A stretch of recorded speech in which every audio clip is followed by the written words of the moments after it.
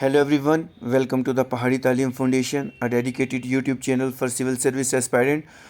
आज का हमारा मॉक टेस्ट 11 रहने वाला है ऑन जनरल साइंस, जो कि फॉरेस्टर एग्जामिनेशन 2024 के लिए बहुत ज़्यादा इंपॉर्टेंट और महत्वपूर्ण है.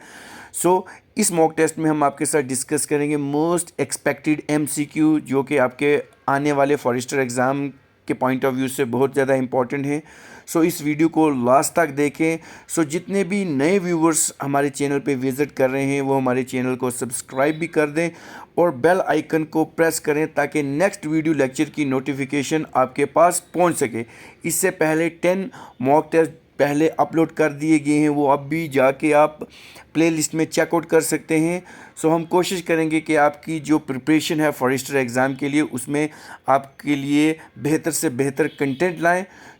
Without wasting time, let's start our first question. Rearing silk worm is known as. जब हम सिल्क वॉर्म को रियर करते हैं तो उसको हम क्या कहते हैं?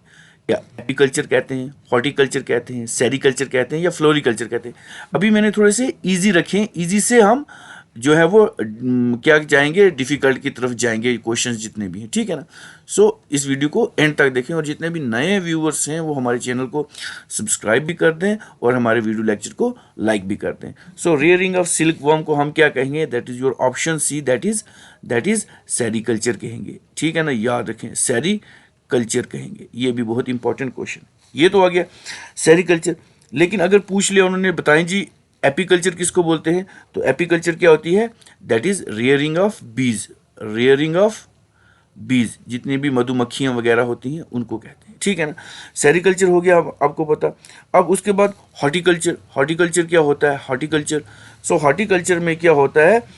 जहाँ पे हम किसकी स्टडी ऑफ फ्रूट करते हैं, ठीक है ना. स्टडी ऑफ फ्रूट्स हो गया, फ्लावर्स प्रोड्यूसिंग प्लांट हो गया, इन सब की जहाँ पे हम स्टडी करते हैं तो उसको कहते हैं हॉर्टिकल्चर. उसके बाद हमारे पास आ गया फ्लोरिकल्चर. फ्लोरिकल्चर में क्या करते हैं? Study of flowers for decoration work जो हमारा होता है उसके लिए हम जो स्टडी करते हैं उसको हम कहते हैं फ्लोरिकल्चर. ये भी बहुत इंपॉर्टेंट है. The next question on your screen is the branch of study dealing with old age and aging, ठीक है ना, जो क्या करती है? एज के साथ रिलेट करती है. हमारे पास रहेंगे ऑप्शन ए रहेगा ऑन्कोलॉजी, जीरेंटोलॉजी, टेरेंटोलॉजी, ऑर्निथोलॉजी.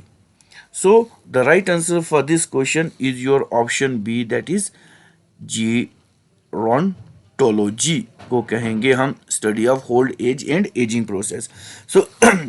ये भी बहुत इंपॉर्टेंट रहता है. अब अगर ऑन्कोलॉजी की बात करें तो ये किसकी स्टडी है? That is the branch of medical science that deal in treating, जो हमारे कैंसर से सफरिंग पीपल होते हैं उनको ट्रीट करने के लिए हम ऑन्कोलॉजी की स्टडी करते हैं. ऑन्कोलॉजिस्ट वो होते हैं जो इनके साथ डील करते हैं, ठीक है ना. उसके बाद ये जो हमारे पास आ जाती है टीरोटोलॉजी, ये क्या होती है? ये जो टीरोटोलॉजी होती है is the study of abnormalities of physiological development, ठीक है ना. इसमें हम एबनॉर्मलिटीज को करते हैं, एबनॉर्मलिटीज को स्टडी करते हैं ऑफ फिजियोलॉजिकल डेवलपमेंट जो होती है उसमें हम ये स्टडी करते हैं. और ऑर्निथोलॉजी आपको सबको पता है किसकी होती है ब्रांच, दैट इज जहाँ पे हम क्या करते हैं? स्टडी ऑफ बर्ड्स को कहते हैं, स्टडी ऑफ बर्ड को कहते हैं. ये भी बहुत इंपॉर्टेंट है, ठीक है जी. The next question on your screen is who explain first the evolution of life. सबसे पहले एवोल्यूशन ऑफ लाइफ किसने एक्सप्लेन करा था? हमारे पास ऑप्शन आ जाएंगे न्यूटन, आइंस्टाइन, चार्ल्स डार्विन या Lamarck. The right answer for this question is your option D, that is Lamarck. याद रखें, Lamarck ने क्या किया था? Lamarck ने पहले थे जिन्होंने एक्सप्लेन किया था एवोल्यूशन ऑफ लाइफ, ठीक है ना. तो ये जो Lamarck थे ये क्या थे? ये हमारे फ्रेंच बायोलॉजिस्ट थे. ये भी पूछते हैं ये कौन से हैं, he is a French biologist थे. ये भी याद रखना पड़ेगा आपको. और ये एक और चीज़ के लिए भी जाने जाते हैं, ठीक है ना, theory theory of inheritance of acquired acquired character. ये भी याद रखें, ये भी बहुत इंपॉर्टेंट क्वेश्चन बनता है, ठीक है ना। और उसके बाद आई थिंक इन्होंने एक और बुक भी लिखी हुई है, ठीक है ना। बुक्स के ऊपर भी पूछते हैं, अगर क्योंकि आपने देखा होगा फाइनेंस अकाउंट असिस्टेंट का उसमें साइंस को कितनी वेटेज दी। अब डिफरेंट पैटर्न से एग्जामिनर पूछेगा तो हमें हर चीज़ का पता होनी चाहिए। एक और भी इनकी बुक है जिसको हम कहते हैं फिलोसोफी जोलॉजी क्यू, ठीक, ये भी बहुत इंपॉर्टेंट है, ठीक है ना। उसके बाद नेक्स्ट क्वेश्चन आपकी स्क्रीन पे रहेगा, which one of the following is a true fish. किसको हम ट्रू फिश कहते हैं? इन ऑप्शंस में से बात करेंगे, star fish, jelly fish, dog fish या option D sea horse. True fish किसको कहेंगे हम, ठीक। सो इसका आंसर रहेगा which one of the following is a true fish. So इसमें क्या करेंगे, काफ़ी सारे बच्चे क्या करके आ जाएंगे, ट्रू फिश की बात करेंगे तो उन्होंने सीधा स्टार फिश मेंशन करके आना। लेकिन अगर देखें ये जो स्टार फिश है ना, ये स्टार फिश नहीं है ही, ये जो क्या है इकाइनोडर्म्स से, ठीक है ना, इकाइनोडर्म से बिलोंग करती है। स्टार शेप्ड है, स्टार फिश या सी स्टार भी इसको कहते हैं, इसको सी स्टार भी कहते हैं, इसको सी स्टार भी कहते हैं। सो स्टार शेप अकाइनोडर्म्स होते हैं बिलोंगिंग। और ये किस क्लास से बिलोंग करते हैं, ये किस क्लास से बिलोंग करते हैं, एस्टिरोडिया, ये याद रखें। सो इसको नहीं मार करना है, जेली फिश है, डॉग फिश है। सो ऑप्शन इसका रहेगा option D, that is your sea horse. Sea horse इसका आंसर रहेगा, ठीक है ना, ये याद रखें। सो ऑप्शन रहेगा डी आपका answer, that is your sea horse is. ये तो नेम है, कितने 54 से 55 स्पीशीज़ जो हैं इसकी आती हैं, स्मॉल मैरीन फिशेस। और ऑफ द जीनस हिप्पोकैम्पस, जिसको हम क्या कहते हैं, बोनी फिश भी कभी कभी कहते हैं, बोनी फिश भी कहते हैं। तो ये इसका आंसर है। सो नेक्स्ट क्वेश्चन आपकी स्क्रीन पे रहेगा, in which part of the cinchona plant quinine occur naturally. एक सिंचीना प्लांट है, किस पार्ट में से क्विनीन जो है वो निकाली जाती है? या रूट से निकाली जाती है, या फ्रूट से, सीड से, या बॉग से। अब देखो ये बार क्या है, उसकी जो जाल होती है बाहर वाली, ठीक है ना, ठीक है। So the right answer for this question is your option D, that is bark से। जो सिंचियोना प्लांट का जो बार्क होती है उससे क्या होती है, नेचुरली क्विनीन ऑकर होती है, ठीक है ना। तो ये जो क्विनीन है ना, ये एक मेजर ड्रग है, एक मेजर ड्रग है जो कि हम यूज़ करते हैं ट्रीट करने के लिए, किसको, that is use to treat malaria. याद रखें, मलेरिया से होता है, ठीक है ना। सो ये जो है एक्सट्रैक्ट हम किससे करते हैं, bark of this cinchona tree, ठीक है ना। So the next question on your screen is, that is red colour of tomato is due to. टमाटर का जो रेड कलर होता है, जो रेड कलर होता है वो हमारा जो कलर होता है वो किसकी वजह से होता है, ठीक है ना। अब ये तो हो गया, तो ये किसकी वजह से होता है। सो हमारे पास ऑप्शन रहेंगे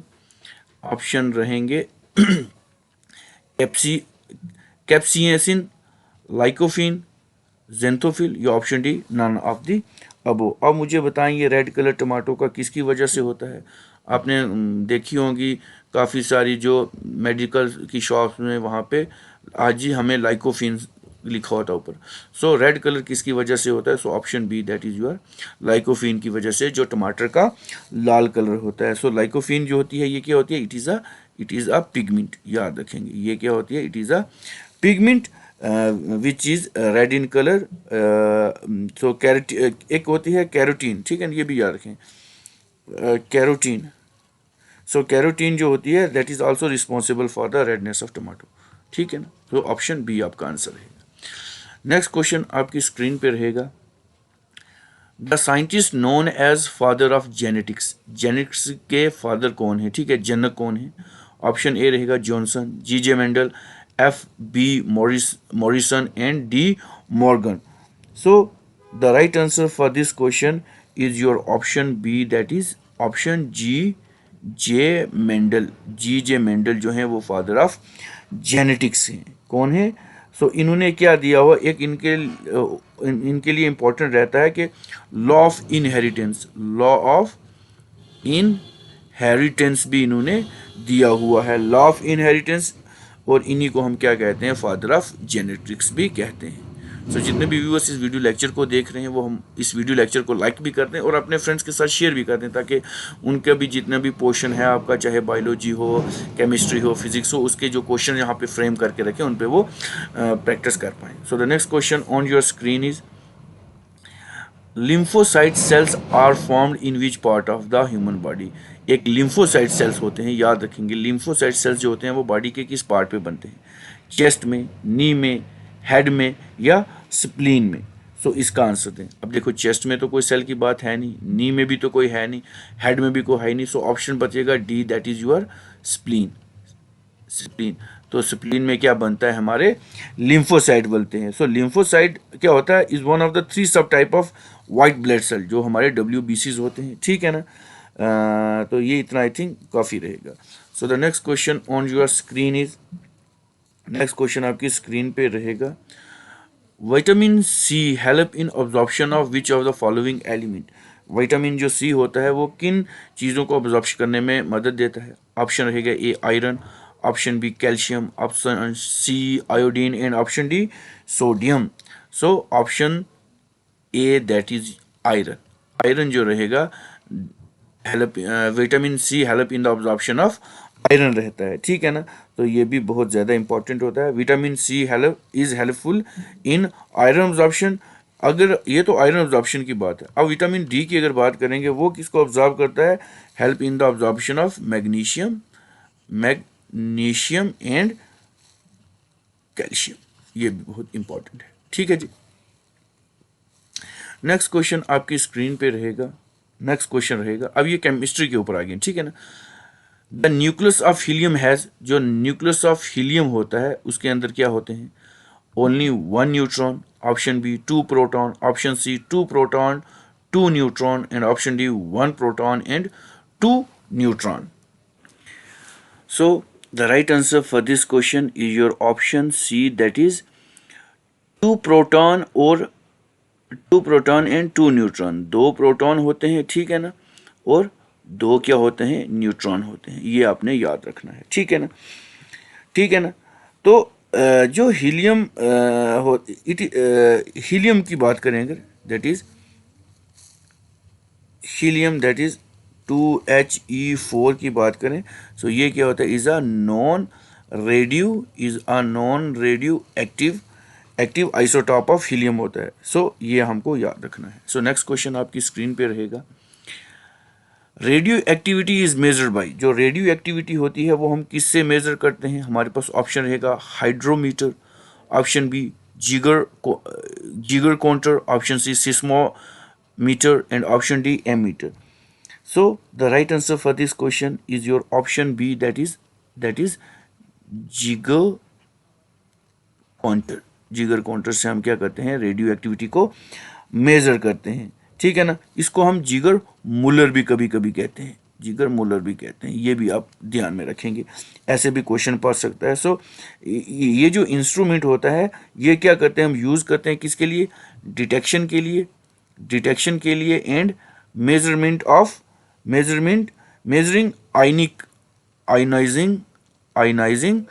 आयनाइजिंग रेडिएशन के लिए हम यूज़ करते हैं, ठीक। So the next question on your screen is process of solid camphor into camphor vapour is called as. इसको हम क्या कहते हैं, ये बहुत इंपॉर्टेंट है। इसको हम वेपोराइजेशन कहते हैं, ऑप्शन बी फ्रीजिंग कहते हैं, ऑप्शन सी मेल्टिंग कहते हैं या ऑप्शन डी सब्लिमेशन कहते हैं।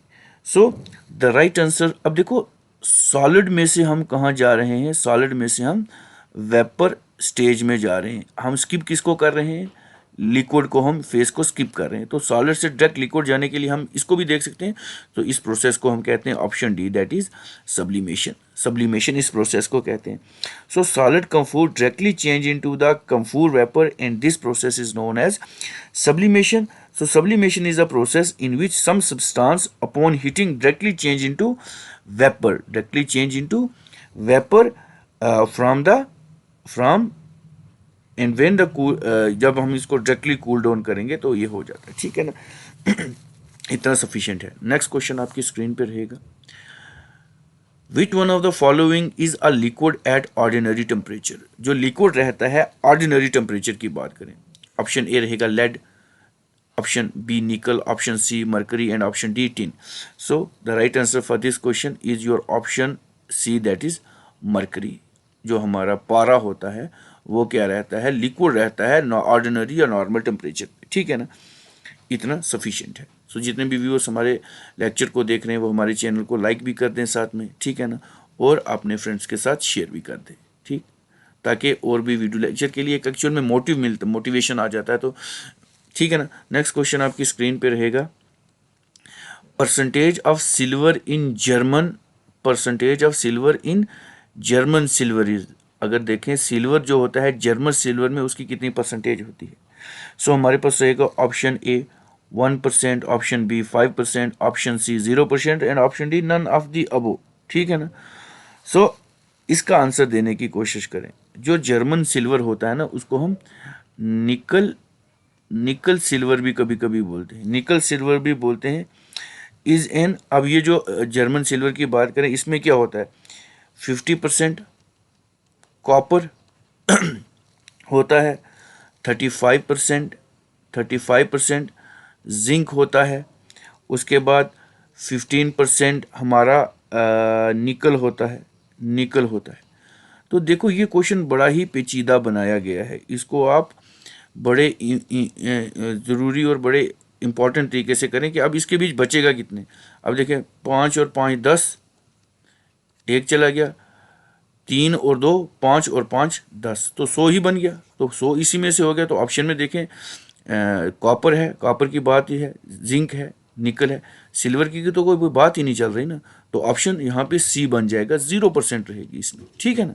इस तरीके से क्वेश्चन फ्रेम करके आप जल्दी जल्दी 1 2 3 इस पे टिक करके आ जाएंगे कहीं ना कहीं, या देखेंगे जी नन ऑफ द अबव। लेकिन इन चीज़ों को बड़े ध्यान और गौर से देखने की ज़रूरत है। नेक्स्ट क्वेश्चन आपकी स्क्रीन पे रहेगा, in case of rusting wait of iron. ये एक आयरन रॉड है सपोज, इसके ऊपर रस्ट लग गई है, ठीक है ना, जिसको हम अपनी ज़बान में जंग बोलते हैं, ठीक है ना, रस्ट। तो इसमें क्या होगा, जो आयरन का वेट होगा क्या वो इंक्रीज होगा, डिक्रीज होगा, रिमेन सेम रहेगा, या अनसर्टन, हम बता नहीं सकते क्या होगा इसके ऊपर। सो पहले तो लोहा है उसके ऊपर जंग लग गया तो कुछ ना कुछ तो ऐड हुआ है ना, तो हमारे पास ऑप्शन ए आ जाएगा, that is the weight of iron is increase हो जाएगा। So due to rust the weight of iron increase, as iron जो होता है ना वो कन्वर्ट कर देता है किसमें, इनटू ऑक्साइड में, ऑक्साइड में हो जाएगा जब केमिकल रिएक्शन इसके ऊपर जो भी होगी, ठीक है ना। तो ये क्या होगा, इंक्रीज हो जाएगा, क्योंकि उसके बीच जब इसकी आयरन की ऑक्साइड बनेगी, उसी को तो रस्ट कहते हैं ना। इसके लिए क्या चीज़ें होनी चाहिए, ऑक्सीजन होना चाहिए, उसके बाद ह्यूमिडिटी होनी चाहिए, तो इनके साथ ये मिलके हो जाता है, ठीक है। नेक्स्ट क्वेश्चन आपकी स्क्रीन पे रहेगा, aluminium surface is often anodized, this mean the deposition of a layer of, ठीक है ना। तो वो किसकी डिपोजिशन हो जाएगी लेयर की, हमारे पास रहेगा chromium oxide, aluminium oxide, nickel oxide, या option D zinc oxide. So the right answer for this question is your option B, that is aluminium oxide. Oxide की डिपोजिशन इसके ऊपर लेयर हो जाएगी, ठीक है ना। सो एनोडाइजिंग जो होता है ये क्या होता है, ये जो एनोडाइजिंग होता है ये क्या होता है, it is an electrical chemical process होता है, जहाँ पे जो भी सरफेस होता है मेटल का वो ड्यूरेबल होता है और रस्ट रेजिस्टेंस होता है। और इस प्रोसेस में क्या होता है, एक छोटी सी जो लेयर होती है एल्युमिनियम ऑक्साइड की, डिपॉजिट हो जाती है किसके ऊपर, एल्युमिनियम के ऊपर। So option B is your right answer. Next question आपकी स्क्रीन पे रहेगा, the pH value of water is, जो वाटर की pH वैल्यू है वो कितनी है, क्या 0 है, नियरली 7 है, 5 और लेस देन 5 है, और 8.7 और मोर। सो इसका आंसर देने की कोशिश करें। So the right answer for this question is your option B, that is pH value जो होती है वो नियर 7 होती है। याद रखें, प्योर वाटर जो होता है वो इज न्यूट्रल इन नेचर होता है, न्यूट्रल इन नेचर होता है, ये भी आपको आना चाहिए, H2O जिसको हम कहते हैं, ठीक है जी। उसके बाद इतना सफिशिएंट है, ठीक है ना। So the next question on your screen is the gas used in the surface in the gas used in the manufacture of वनस्पति घी फ्रॉम वनस्पति ऑयल, उसको हम क्या कहते हैं? कौन सी गैस यूज करेंगे वनस्पति घी को वनस्पति ऑयल बनाने में? हाइड्रोजन, ऑक्सीजन, नाइट्रोजन या कार्बन डाइऑक्साइड? अब इसके लिए हमारे पास रहेगा option A, that is hydrogen. Hydrogen gas use करेंगे हम किसके लिए? वनस्पति घी को चेंज करने के लिए, वनस्पति ऑयल के लिए। इतना आपको आना चाहिए। सो नेक्स्ट क्वेश्चन आपकी स्क्रीन पे रहेगा, which one of the following is also called as stranger gas? किसको हम स्ट्रेंजर गैस कहेंगे? आर्गन, नियॉन, जिनॉन या nitrous oxide? So the right answer for this question is your option C, that is xenon. Xenon को हम क्या कहेंगे? Stranger gas कहेंगे। So xenon is a chemical gas जिसको हम XE के साथ डोनेट करते हैं, पढ़ा होगा आपने, पढ़ा होगा, ठीक है ना। और इसका जो एटॉमिक नंबर है, जो एटॉमिक नंबर है वो कितना है हमारा? 54 इसका एटॉमिक नंबर है, ठीक जी। So the next question on your screen is baking soda is, जो बेकिंग सोडा उसको हम क्या कहते हैं? हमारे पास ऑप्शन रहेंगे sodium chloride, sodium bicarbonate, baking soda, option D sodium hydroxide.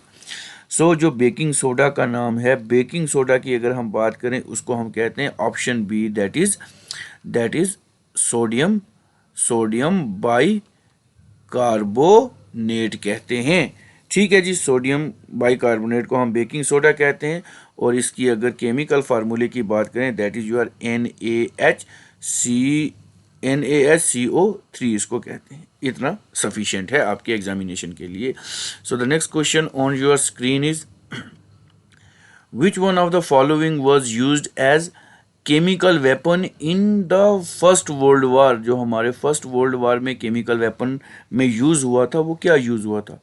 Carbon monoxide, option B hydrogen cyanide, option C hydrogen gas and option D water gas, ठीक है। So the right answer for this question, अब काफ़ी सारे इसको टिक करेंगे लेकिन option C रहेगा आपका मस्टर्ड गैस रहेगा, ठीक है ना। जिसको हम क्या कहते हैं? सल्फर मस्टर्ड भी कहते हैं, सल्फर मस्टर्ड भी कहते हैं। सो ये जो यूज हुआ था केमिकल वेपन में जो हमारी वर्ल्ड वॉर फर्स्ट हुई थी। सो ऑप्शन सी आपका आंसर रहेगा। Sorry, next question on your screen is when ice melt, जब आइस मेल्ट होगी तब क्या होगा? वॉल्यूम इंक्रीज होगी, ऑप्शन बी वॉल्यूम डिक्रीज होगी, ऑप्शन सी मास इंक्रीज होगा या ऑप्शन डी मास डिक्रीज होगा। सो the right answer for this question रहेगा आपका ऑप्शन बी रहेगा, ठीक है, याद रखें ऑप्शन बी रहेगा, वॉल्यूम जब डिक्रीज हो जाती है। नेक्स्ट क्वेश्चन आपकी स्क्रीन पे रहेगा, the defect of long sightedness one can use. जब हमें लॉन्ग साइटेडनेस हो जाती है डिफेक्ट, तब हम कौन सा लेंस यूज करते हैं, ठीक है ना। लॉन्ग साइटेडनेस इसको हम क्या कहते हैं? फॉर साइटेडनेस भी कहते हैं, फॉर साइटेडनेस भी इसको हम कहते हैं, और इसको हम हाइपर मेट्रोपिया भी कहते हैं। सो ये हम किससे करते हैं? Concave lens, convex mirror, convex lens या कनकेव मिरर। अब मिरर की तो बात ही नहीं चल रही। सो हमारे पास यहाँ रहेगा option C, that is convex lens हम जब यूज़ करेंगे तो हमारा जो ये लॉन्ग साइटेडनेस का जो डिफेक्ट होगा ये क्योर हो सकता है, ठीक। नेक्स्ट क्वेश्चन आपकी स्क्रीन पे रहेगा, an air bubble in water will act like. जो एयर बबल है वाटर में वो कैसे एक्ट करता है? Convex mirror, option B convex lens, concave mirror या कन्वेक्स लेंस की तरह। इसका आंसर दें। सो ऑप्शन डी रहेगा हमारा, that is concave lens. So air, अगर हम बात करें एयर जो होती है is an optically rare then water, rare होती है वाटर, जो उसकी रे ऑफ जो लाइट होती है that is bend away from the normal, normal से अवे बेंड करती है, ठीक है ना। So from the point bend away from the normal at the point of incident, जहाँ पे वो पॉइंट पड़ता है, ठीक है ना। When moving water from air to water while it is bending toward normal, तो ये इसको कहते हैं, क्या कहते हैं, ये डाइवर्जिंग लेंस होता है, जिसको हम क्या कहते हैं, कनकेव लेंस। तो इसका आंसर ये रहेगा ऑप्शन डी। नेक्स्ट क्वेश्चन आपकी स्क्रीन पे रहेगा, सी सीम्स ब्लू ड्यू टू, हमें जो समुद्र होता है वो हमें ब्लू कलर का दिखता है, क्यों दिखता है? एक्सेस डीपनेस की वजह से, reflection of sky and scattering light of by the droplet of water की वजह से, ब्लू कलर ऑफ वाटर की वजह से, या अपर लेयर ऑफ वाटर की वजह से।